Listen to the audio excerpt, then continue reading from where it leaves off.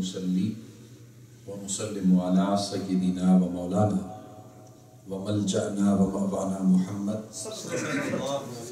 سيد رسوله النبي الأمي المكي المدني الهاشمي المطلبي سبحان الله. أما بعد فأعوذ بالله من الشيطان الرجيم بسم الله الرحمن الرحيم أفمن شرح الله صدره للإسلام فهو على نور من ربه صدق الله مولانا العظيم وبلغنا رسوله النبي الكريم ونحن على ذلك لمن الشاهدين والشاكرين والحمد لله رب العالمين. اللہ رب محمد صلی علیہ وسلم نحن عباد محمد صلی علیہ وسلم لی خمسۃ اطفی بہا حر الوباء الحاتمہ المصطفیٰ والمرتضیٰ وابناہما والفاطمہ صلاۃ و سلام علیک یا رسول اللہ وعلی آلک واصحابک وازواجک سیدی یا حبیب اللہ. واجب التعظیم، قابل سب تکریم، معزز عزیزان گرامی قدر، انتہائی واجب الاحترام زینت مجلس صدارت بانی و خطیب مدنی جامع مسجد مفتی اہل سنت حضرت علامہ مفتی محمد عبد الرحمن قمر صاحب دامت برکاتہم العالیہ، وطن عزیز پاکستان سے تشریف لائے ہوئے عالم نکتہ دان، واعظ شیریں بیان حضرت علامہ صاحبزادہ سید تصور حسن گیلانی شاہ صاحب دامت برکاتہم العالیہ، خلیفہ مجاز حضور داتا گنج بخش علی حجویری رحمہ اللہ، صوفی باصفا جناب الحاج میاں غلام حیدر صاحب دامت برکاتہم العالیہ، دیگر نعت خوانان خوش الحان،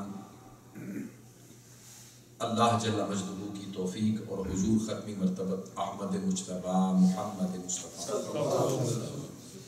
علیہ التحیۃ والثناء کی نگاہ مقدس کے تصدق سے قدوۃ الاولیاء زبدۃ الاصفیاء سند المشائخ سرتاج الاولیاء خاندان چشتیہ کے سر خیل شیخ الاسلام والمسلمین حضرت خواجہ پیر محمد قمر الدین سیالوی رحمۃ اللہ تعالی علیہ نور اللہ مرقدہ کے سالانہ عرس مبارک کی نشست میں ہم سب حاضر ہیں. انتہائی خوش قسمت ہیں وہ احباب خصوصی طور پر جناب محترم ابھی تک تشریف تو نہیں لائے. بعض اوقات یہ بھی ہوتا ہے کہ مہمان پہلے آ جاتے ہیں، میزبان اب بعد میں آتے ہیں. تو میزبان محفل جناب محمد اصغر چشتی صاحب دامت برکاتہم العالیہ اور بڑے ہی محترم جناب عبد الرحمن صبرا صاحب، الحمدللہ عرصہ دراز سے یہ اپنے مرشد گرامی کی یاد میں یہ پروگرام یہاں پر شیخ الاسلام کانفرنس منعقد کرتے ہیں. مکی مسجد میں بھی ہوئی، طیبہ سینٹر میں بھی ہوئی، اور میرا خیال ہے آغاز مدنی مسجد سے ہی تھا اور دوبارہ یہ اپنی جگہ پر کل شیء یرجع الی اصلہ کے تحت یہاں پر منعقد ہو رہی ہے. اللہ رب العزت ان کو اپنے مرشد گرامی کی نظر و توجہ عطا فرمائے. آمین. عزیزان محترم، اپنے اسلاف کا ذکر کرنا یہ نہ صرف زندہ قوموں کی نشانی ہوتی ہے بلکہ اہل السنہ والجماعہ کے مسلک حقہ سنیت کے لیے جن لوگوں نے خصوصی طور پر اپنی زندگیاں وقف کی، علم پڑھا پڑھایا، تصوف جن کا نبادہ ہوا اور صوفیہ گر ہو کر صوفیات تیار کی، ایسے لوگوں کی یاد میں دیار غیر میں بھی پروگرام ہوتے رہیں تاکہ اسلاف کا ذکر جو ہے اور اولیاء و صالحین کا جو ذکر ہے حضور کی حدیث کے مطابق یہ اللہ ہی کا ذکر ہے. سو ان کے ذکر سے ہم جیسے گناہگاروں کو بھی اپنی زندگیوں کو سنوارنے کا موقع نصیب ہو اور کچھ دیر ان کا ذکر کر لینے سے اللہ پاک ہمارے بھی یہ لمحات عبادت میں لکھ دیتا ہے. میں نے قرآن مجید کی آیت کریمہ عنوان گفتگو کے طور پر تلاوت کرنے کا شرف حاصل کیا ہے. اللہ جل مجدہ نے ارشاد فرمایا افمن شرح اللہ صدرہ للاسلام، جس شخص کا سینہ اللہ پاک اسلام کے لیے کھول دیتا ہے.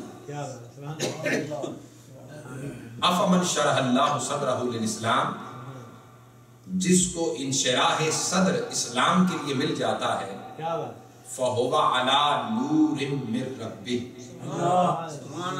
اپنے پروردگار کی طرف سے نور پر فائز کر دیا جاتا ہے.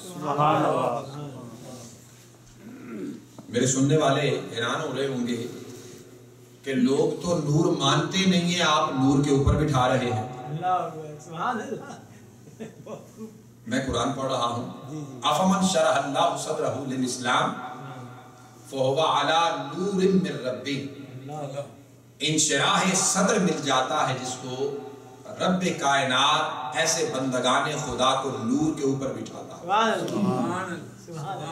اور شیخ روز بہان بقری رحمت اللہ تعالی علیہ اپنی تفسیر عرائس البیان میں فرماتے ہیں کہ جس کو نور کے اوپر بٹھا دیا جاتا ہے، نور پر فائز کر دیا جاتا ہے، سراپا ہدایت اور مہدی بنا دیا جاتا ہے، اس کی حالت اور کیفیت کیا ہوتی ہے؟ یرون الحق بنورہ، وہ خدا کے نور سے خدا کو دیکھتا ہے. وَيَرَوْنَ مَا دُونَ الْحَقِّ مِنَ الْعَرْشِ إِلَى السَّرَابِ نُورِهِ، اور خدا کے عطا کردہ اس نور سے عرش معلیٰ سے لے کر تحت الثرا تک ساری کائنات کا نظارہ کرتا ہے. یہ اس اللہ کے بندے کی شان ہوتی ہے. اور ایسے یہ شان نہیں مل جاتی، کیا بات، اس کے لیے بڑی مار کھانا پڑتی ہے. حضور غوث الاعظم شیخ عبد القادر جیلانی قدس سر العزیز، آپ کی تعلیمی زندگی آپ احباب نے سن اور پڑھ رکھی ہوگی کہ بھوکے رہ کر کئی روز، اور بندہ بھوکا ہو نا تو راتوں کو نیند نہیں آتی. آپ فرماتے ہیں کہ میں بغداد کی جامع مسجد میں ایک کونے سے اپنے جسم کو گھسیٹتا لپیٹتا پوری رات دوسرے کونے تک جاتا، اور میرا جی چاہتا کہ یہ رات سمٹے اور ختم ہو اور صبح ہو جائے، دوبارہ میں اپنے استاد گرامی کے سامنے زانو تلمس طے کروں. اور میرے پاس پیسے نہ ہوتے کہ میں ان سے کچھ خرید کر کھا سکوں. اور پھر تعلیم جب مکمل ہو گئی، باقاعدہ طور پر تصوف اور سلوک کی منازل طے کرنے کے لیے آپ نے قدم رکھا تو 40 سال ہمدان کے جنگلات میں چلا کشی کی، پتوں اور پانی پر گزارا کیا. عشاء کے وضو سے فجر کی نماز ادا کی. عمر مبارک جب 80 برس ہو گئی تو رسول اللہ صلی اللہ علیہ وسلم خواب میں تشریف لائے اور فرمایا عبد القادر باز کیا کر. 80 برس کے مجاہدہ کے بعد اور 80 برس کے زہد اور تقوی کے بعد آقا دو جہاں فرماتے ہیں باز کیا کر. اور واز شروع ہو گیا. جب واز شروع ہو گیا لکھوں کھا لوگ اس میں آنے لگے اور ایک ہی نشست میں کئی جنازے اٹھنے لگے. پھر کیفیت استغراق ہوئی تو کہنا پڑا سکان الحب کا ساتل وصالی. اسی استغراقی کیفیت میں جو حقیقت بیانی آپ نے عالم استغراق میں بھی فرمائی وہ یہ تھی کہ درست العلم حتی صرت کتبا، میں نے نبی کے دین کا درس دیا، رب کائنات نے مجھے کتب کے درجے پر فائز کر دیا۔ سبحان اللہ، سبحان اللہ۔ شیخ الاسلام والمسلمین جس خانوادے میں پیدا ہوئے، اس خانوادے کے سر خیل حضرت خواجہ شمس الدین سیالوی رحمۃ اللہ علیہ، جو مرشد گرامی ہیں حضور سیدنا پیر سید مہر علی شاہ رحمۃ اللہ علیہ۔ آپ سب حضور سیدنا پیر مہر علی شاہ صاحب کے علم سے بھی واقف ہیں اور ولایت سے بھی واقف ہیں، اور اس ولایت کی صرف ایک جھلک یہ ہے کہ مدینہ طیبہ تشریف لے گئے۔ اب یہ بات آپ کی یا میری کرنے کی نہیں ہے کہ ہم بھی اسی پر عمل شروع کریں۔ پیر مہر علی شاہ نے اس کے پیچھے ساری زندگی زہد، تقوی اور ریاضت میں گزاری ہے۔ مدینہ طیبہ پہنچے، آنکھ لگ گئی عصر کی نماز سے پہلے۔ جب آنکھ لگی تو ادھر عصر کی جماعت کھڑی ہو گئی، آواز کانوں میں پڑی، فوراً آنکھ کھولی تو حضور کے روضہ پاک کی طرف اشارہ کر کے کہا، یا رسول اللہ، مجھے پتا ہوتا کہ مہر علی کی اگر سنتیں عصر کی قضا ہوتی ہیں تو رسول اللہ خواب میں آتے ہیں، حضور کی زیارت ہوتی ہے تو مہر علی فرض بھی قضا کر دیتا۔ اس آنکھ لگنے میں زیارت رسول نصیب ہوئی تو جاگ کر حضور کی بارگاہ میں عرض کیا، یا رسول اللہ، مجھے پتا ہوتا کہ سنت قضا کرنے سے آقا کی زیارت نصیب ہوتی ہے تو مہر علی فرض بھی قضا کر دیتا، لیکن یہ منزل ہر ایک کی نہیں، یہ مقام اور مرتبہ ہر ایک کا نہیں، یہ معیار ہر ایک کا نہیں کہ کوئی کہہ سکے۔ جیسے آج کے دور میں اکثر ہر کوئی لیٹ جب آتا ہے تو مثال یہ دیتے ہیں کہ اقبال دیر سے ہی آتا ہے۔ جیسے علامہ اقبال اسکول میں دیر سے آئے ایک دن تو ٹیچر نے پوچھا کہ اقبال دیر سے کیوں آئے ہو؟ انہوں نے کہا جی برجستہ کہ اقبال دیر سے ہی آتا ہے، لیکن آج ہر کوئی یہ نہیں کہہ سکتا اقبال دیر سے آتا ہے۔ اقبال نے جس اقبال کے لیے کہا تھا وہ کوئی اور شاید ہے۔ سو پیر مہر علی شاہ جس مرشد کے مرید انہیں خواجہ شمس الدین سیالوی کہتے ہیں، اور آپ کی بارگاہ میں وہاں پر مدرسے کے اندر پڑھایا کرتے، اور وہاں پر جو طالب علموں کے لیے آٹا گوندا جاتا، ایک دن اس آٹے کے اندر کتے نے منہ ڈال دیا، کچھ کھا لیا وہاں سے۔ جو لنگر پکانے والا باورچی تھا وہ حضور خواجہ شمس الدین سیالوی رحمۃ اللہ علیہ کی بارگاہ میں حاضر ہوا، عرض کیا حضرت آٹے میں کتے نے منہ ڈال دیا ہے، اس میں سے کھایا بھی ہے، اور بڑے بڑے علماء و فضلاء نے اور یہاں پہ بڑے بڑے اساتذہ ہیں، انہوں نے اسی آٹے کی روٹیاں کھانی ہیں، تو حضور بتائیں مسئلہ کیا کرنا ہے، میرے لیے کیا حکم ہے؟ فرمایا جاؤ مہر علی سے جا کے مسئلہ پوچھو۔ حضرت پیر مہر علی شاہ صاحب سے وہ باورچی جا کے عرض کرنے لگا، حضور آٹے میں کتا منہ ڈال گیا ہے۔ آپ نے فرمایا جتنے حصے پر کتے نے منہ ڈالا ہے اتنے آٹے کی روٹی مجھے پکا دو اور بقیہ کی سب کو کھلا دو۔ مہر علی اپنے مرشد کے کتوں پر فتوے لگانے نہیں آیا، مرشد کے در کے کتوں پر فتوے لگانے نہیں آیا۔ اب دیکھیں شریعت کی بھی بات کر دی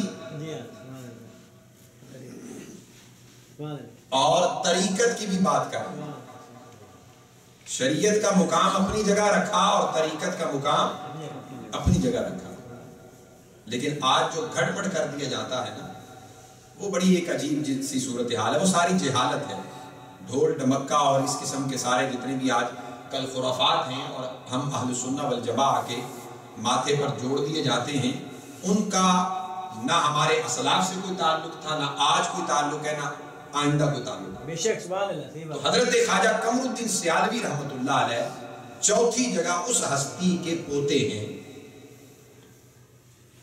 حضرت خواجہ شمس الدین سیالوی رحمۃ اللہ علیہ کے پاس آپ کی حیات طیبہ میں ایک مجذوب آیا، پہلے بھی آیا کرتا تھا. ایک دن آیا، وہ کہنے لگا علماء اور صوفیاء اور اولیاء کرام بیٹھے تھے اور آپ کی ولایت اور روحانیت کی بات سب لوگ کر رہے تھے. تو وہ شخص سنتا رہا. کافی دیر کے بعد بولا کہ آپ خواجہ شمس الدین سیالوی کی ولایت، روحانیت، علم، زہد، تقوی کی بات کر رہے ہیں، لیکن یاد رکھو ان کے بعد جو چوتھے نمبر پر آ رہا ہے اس کے مقام، عظمت اور مرتبے کا اندازہ میں بھی نہیں لگا سکتا. سبحان اللہ. جن کے شیخ الاسلام کانفرنس میں جن کے نام سے موسوم ہے ہم حاضر ہیں، یہ آپ کی ولادت سے کئی سال پہلے، کم و بیش 80-90 سال پہلے کی بات وہ مجذوب کر کے جا رہا ہے کہ چوتھے نمبر پر جو اسی خاندان میں آ رہا ہے اس کے مقام اور عظمت کا اندازہ میں بھی نہیں لگا سکتا. خواجہ قمر الدین سیالوی رحمۃ اللہ علیہ نے سب سے پہلے علم کے حوالے سے آپ نے قرآن مجید کی تعلیم کا آغاز کیا، ناظرہ پڑھا، حفظ کیا. اپنے والد گرامی، اپنے دادا مرشد، اپنے دادا جد امجد کہ اسی مدرسہ میں وہاں پہ تعلیم قرآن مجید کی حاصل کرنے کے بعد مبادیات دین پڑھے، ضروریات دین کی کتب پڑھی، اور پھر درس نظامی میں اعلیٰ درجوں پر درک حاصل کرنے کے لیے اجمیر کی سرزمین پر وہاں حضرت خواجہ معین الدین چشتی اجمیری سنجری رحمۃ اللہ علیہ کے روضہ مقدس سے متصل جامعہ اور مدرسہ میں آپ نے داخلہ لے لیا. اور اس وقت کے وہاں پر موجود سجادہ نشین اور آپ کے استاذ گرامی حضرت خواجہ معین الدین چشتی رحمت اللہ علیہ، ان کا نام بھی معین الدین چشتی جو آپ کے وہاں پر استاذ گرامی تھے اور اس وقت سجادہ نشین تھے. انہوں نے آپ کو جب سند فراغت دی تو سند فراغت کے وقت انہوں نے کہا کہ رب کائنات کا شکر ہے کہ میرے پاس جو امانت خواجہ اجمیر نے سپرد کی تھی میں وہ صحیح جگہ پر اور صحیح ہستی کے حوالے کر کر دنیا سے جا رہا ہوں. سبحان اللہ. سبحان اللہ. سیال سے آنے والا یہ طالب علم، سیال سے آنے والا یہ خواجہ شمس الدین کا پوتا اجمیر کی سرزمین پر ڈائریکٹ جا کر خواجہ معین الدین چشتی اجمیری کے روضہ پاک سے فیض لے کر آ رہا. اور جب آپ فیض لے کر علوم دینیہ، ظاہریہ اور باطنیہ سے ہمکنار ہو کر واپس سیال شریف تشریف لائے تو آپ نے آتے ہی سب سے پہلے ختم بخاری شریف کا آغاز کیا. سبحان اللہ. ہم قرآن مجید کے ختم کرتے ہیں نا، سیال شریف میں ساری زندگی ختم بخاری ہوتا رہا ہے، بخاری شریف پڑھی جاتی ہے. علماء بخاری کے ختم کرتے رہے اور یہ پڑھ کر اس ختم بخاری کی باقاعدہ طور پر یہ کر کے جس طرح ہم قرآن مجید کے ختم کرتے ہیں حضور علیہ السلام کی بارگاہ میں ایصال ثواب کے لیے پیش کیا. خواجہ قمر الدین سیالوی رحمۃ اللہ تعالی علیہ نے سینکڑوں علماء تیار کی اور آپ کے علم کا یہ عالم تھا کہ متفقہ بنیادوں پر ہند و پاک کے اندر علماء نے آپ کو شیخ الاسلام والمسلمین کا خطاب دیا. سبحان اللہ. علماء نے متفقہ بنیادوں پر، اور پاکستان کی علماء کی سیاسی جماعت جمعیت علماء پاکستان اس کے آپ متفقہ بنیادوں پر صدر قرار پائے. اور آپ نے پھر علماء کی تنظیم نو کی، جمعیت کی تنظیم نو کی، اہل سنہ والجماعت کو اکٹھا کیا، اور اس سے قبل تحریک پاکستان میں باقاعدہ طور پر آپ کا کردار، تحریک آزادی کشمیر میں آپ کا کردار، تحریک ختم نبوت میں آپ کا کردار، وہ ایک طویل داستانیں ہیں کہ نہ صرف اپنی ذاتی شخصیت کو اس میں انوالو کیا، بلکہ 80 گدھیاں، 80 سجادہ نشینان، 80 مختلف آستانے جو سیال کی سرزمین سے متصل تھے اور حضور پیر سیال کے آستانے سے سلسلہ ارادت میں منسلک تھے، ان تمام کو ساتھ لے کر قائد اعظم محمد علی جناح رحمۃ اللہ تعالی علیہ کے شانہ بشانہ تحریک پاکستان میں کام کیا۔ اور قائد اعظم رحمۃ اللہ علیہ کے ساتھ یہ بات یاد رکھیں اور آپ کے علم میں ہونی چاہیے، پاکستان کی جو تاریخ پاکستان کی کتابیں مڈل تک پڑھائی جاتی ہیں، یا پھر میٹرک میں جا کے مطالعہ پاکستان تک، یا پھر ایف ایس سی میں یا بی ایس سی میں آگے جا کر پھر جو مطالعہ پاکستان ایک کمپلسری بک کے طور پر شاید اتنی سی اب تو رہ گئی ہوگی، تو وہ پڑھائی جاتی ہے، اس کو بہت زیادہ تبدیل کر دیا گیا۔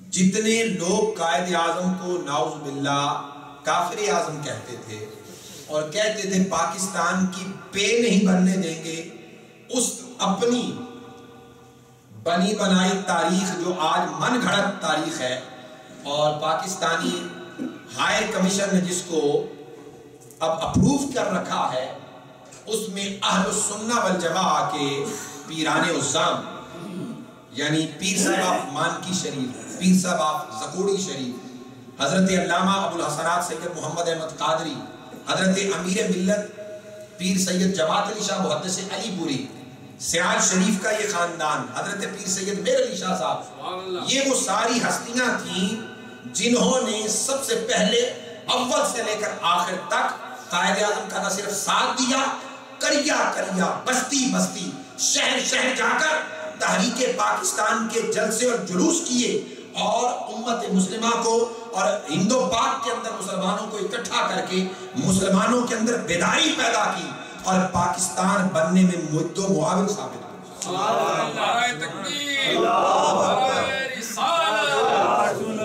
سو دوستان محترم، یہ آپ کے ذہن میں یہ بات ہونی چاہیے، علی گڑھ یونیورسٹی اس کے لیے سب سے پہلے 5 لاکھ روپیہ اس دور کے اندر، 5 لاکھ روپیہ حضرت علامہ اقبال اور قائد اعظم محمد علی جناح اور سر سید احمد خان جو حضرت امیر ملت کی بارگاہ میں ڈونیشن کے لیے، چندے کے لیے حاضر ہوئے، تو انہوں نے عرض کیا حضور ہمیں 50,000 روپیہ چاہیے۔ آپ نے فرمایا 50 نہیں، میں 5 لاکھ دوں گا۔ آپ بڑے شہنشاہ پیر ہوئے، فرمایا میں 5 لاکھ دوں گا، لیکن اس یونیورسٹی میں اسلامیات کا مضمون لازمی ہونا چاہیے۔ علی گڑھ یونیورسٹی میں اس دور کے اندر، انگریز کے دور کے اندر، تو آپ نے 5 لاکھ روپیہ صرف علی گڑھ یونیورسٹی کے لیے ڈونیٹ کیا۔ آج بھی وہاں کے ڈونر جو ہسٹوریکل ڈونر ہیں، ان میں امیر ملت کا نام وہاں انڈیا میں علی گڑھ یونیورسٹی کے ہسٹری میں لکھا ہوا۔ تو بتانے کی بات یہ ہے کہ یہ صوفیاء اور اولیاء اور یہ علماء، انہوں نے پاکستان بنایا ہے، پاکستان کسی دہشت گرد تنظیم نے نہیں بنایا۔ اور خاص طور پر یہ جو انتہائی اندوناک واقعہ یہ کل فرانس کے اندر ہوا ہے، جس کی ہم پر پرزور مذمت کرتے ہیں، اور ہمارا مذہب، ہمارا قرآن اور حدیث اور ہماری تعلیمات اور ہمارے اسلاف نے کبھی بھی ایسے کسی قسم کی دہشت گردی، انتہا پسندی کی کبھی بھی کسی بھی حوالے سے تائید نہیں کی، بلکہ شروع سے لے کر آخر تک اور آج تک ایسی انتہا پسندی کی مذمت ہی کرتے چلے۔ اور جن لوگوں نے یہ کام کیا ہے، آپ خود دیکھ لیں کہ ان کے مذہب کا یا ان کے عقیدے کا عالم کیا ہے، اور وہ ملتا جلتا کن سے ہے۔ اور پاکستان میں بھی ان کو کون ویلکم کہہ رہے ہیں؟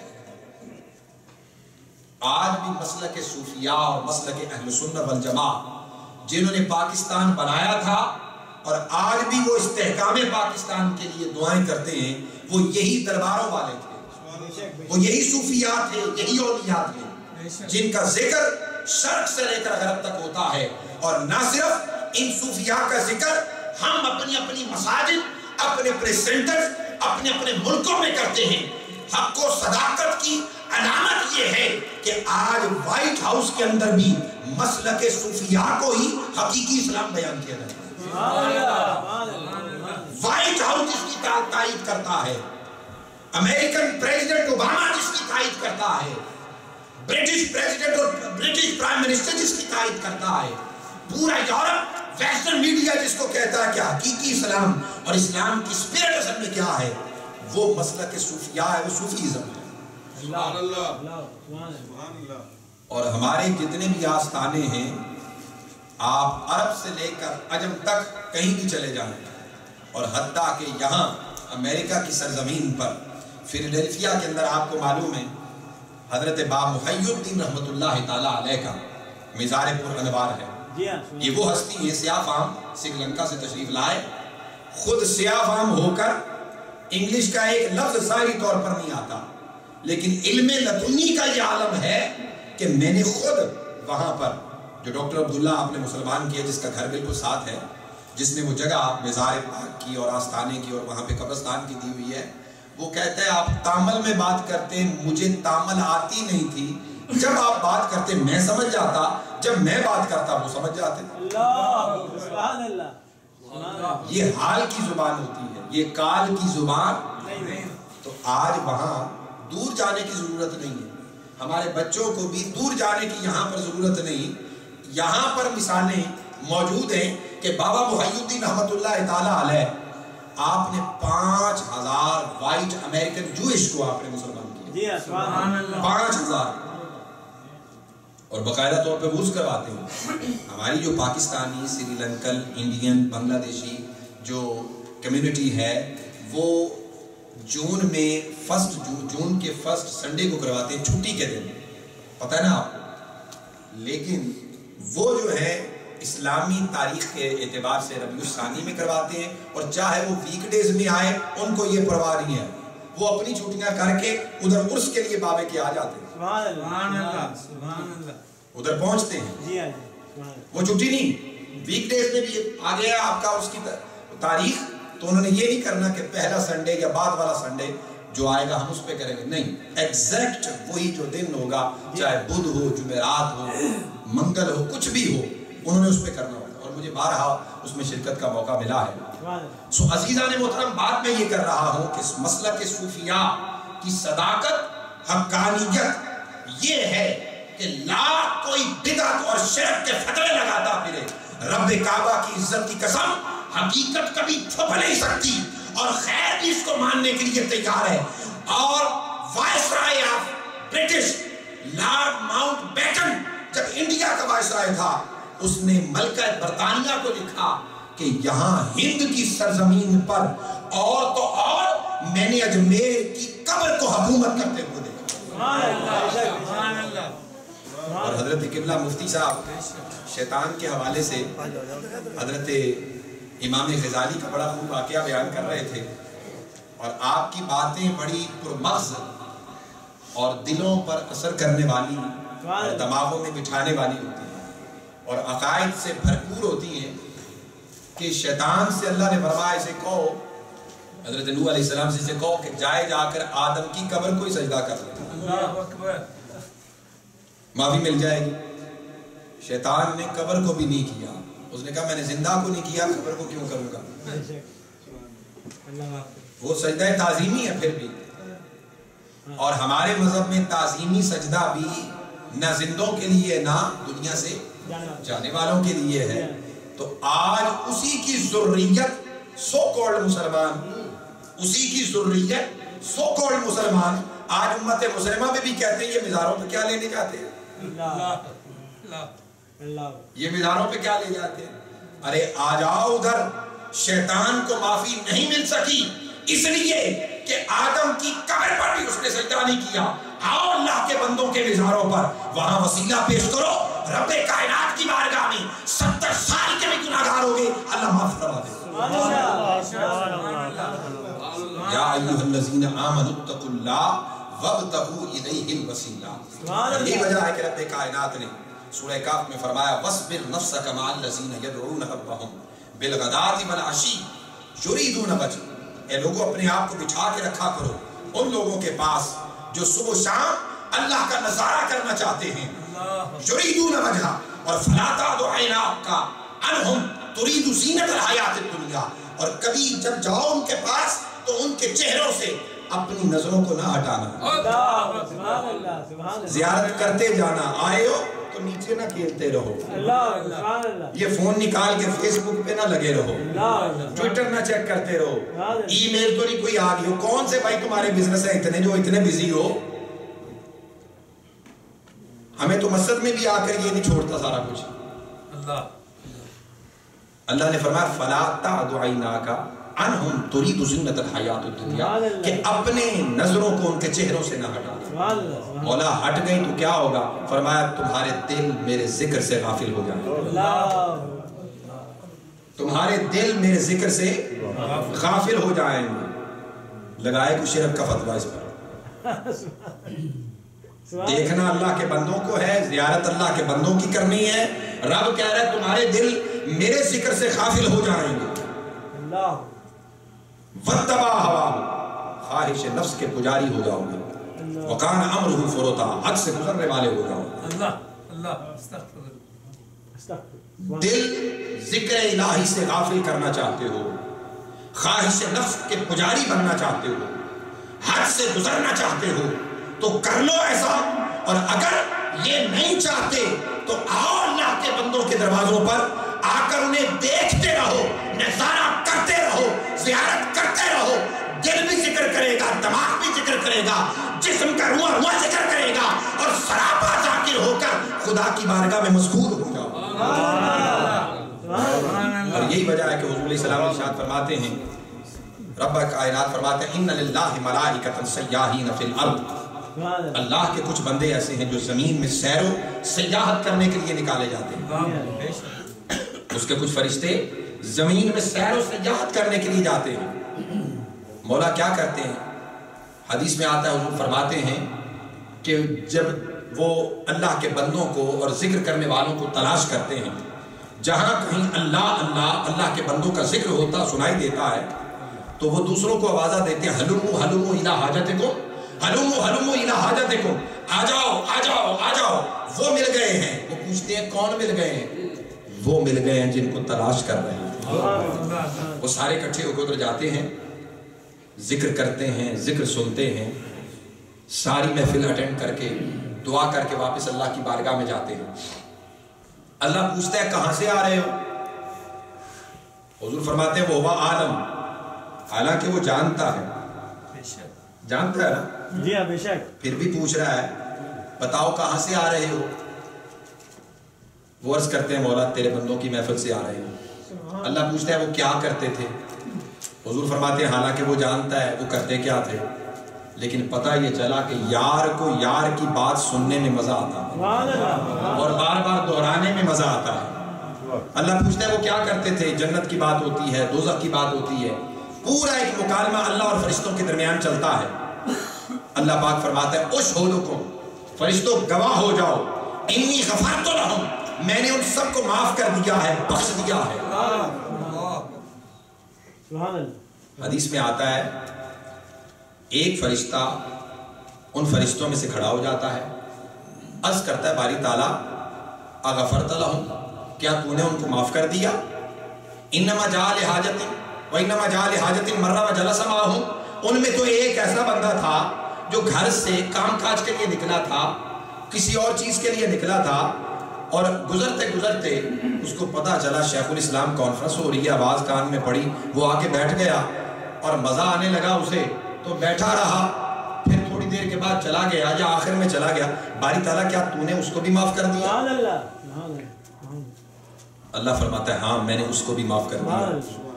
फरिश्ता अर्ज करता है मौला वजह क्या है, माफ क्यों किया? अल्लाह फरमाता है लिअन्नल जुलसा لا یشقا بہم جلیسہم، میرے نیک لوگ اتنے خوشبخت ہیں جو ان کے ساتھ ایک گھڑی بیٹھ جاتا ہے اسے بھی معاف کر دیتا ہوں، اس کی جھولی بھی رحمت سے بھر دیتا ہوں۔ صحبت سالے توڑا سالے گنا اور صحبت تالے توڑا تالے گنا۔ اچھوں کی صحبت تجھے اچھا بنا دے گی اور بروں کی صحبت تجھے برا بنا دے گی۔ ہر کے خواہی ہم نشینی با خدا او نشیند صحبت با اولیاء۔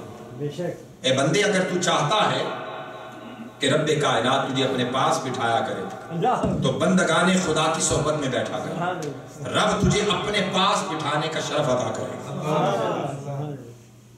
سو آج خواجہ شمس قمر الدین سیالوی رحمۃ اللہ تعالیٰ علیہ، جن کی تعلیم تربیت خاندان کی ابتدا میں نے خواجہ شمس الدین سیالوی اور بنیادی تعلیم سیال شریف کی دھرتی سے بیان کی، اور درسیات میں کمال درد خواجہ معین الدین چشتی اجمیری سنگری کے روضہ پاک پہ حاصل کرنا میں نے بیان کیا، اور پھر اس کے بعد جن کے ہاں ختم بخاری ہوتا رہا، ہم ختم قرآن کرتے ہیں، وہ کیا کرتے رہے؟ ختم بخاری ہوتا رہا، اور نہ جانے ان کی زندگی میں کتنی دفعہ ختم بخاری ہوا، اور علماء سارے صلحاء نیک لوگ سارے بیٹھ کر وہ ختم شریف پڑھتے رہے، اور جن کے اپنے زہد تقوی اور اپنے ادب کمال کا یہ عالم تھا،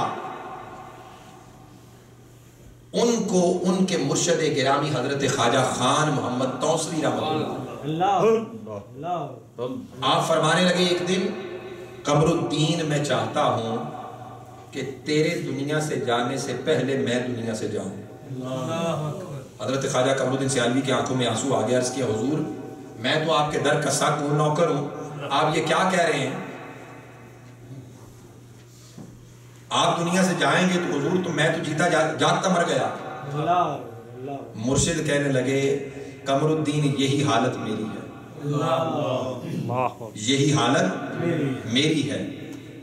اور خواجہ قمر الدین کے ادب احترام کا مرشد خانے کا یہ عالم تھا کہ آپ وہاں پہ جوتی نہیں پہنتے تھے، کبھی جوتی نہیں پہنی، رفع حاجت مرشد خانے میں جا کر نہیں کی، اور مرشد سیال اگر تشریف لاتے تو اپنی بستی سے باہر نکل کر ان کا استقبال کرنے یا لینے کے لیے جاتے، اور جتنی دیر مرشد سیال میں رہتے جوتا استعمال آپ نہ کرتے، وہ گھوڑے پر سوار ہوتے اور آپ ان کے آگے آگے دوڑتے دوڑتے آستانے تک پہنچتے۔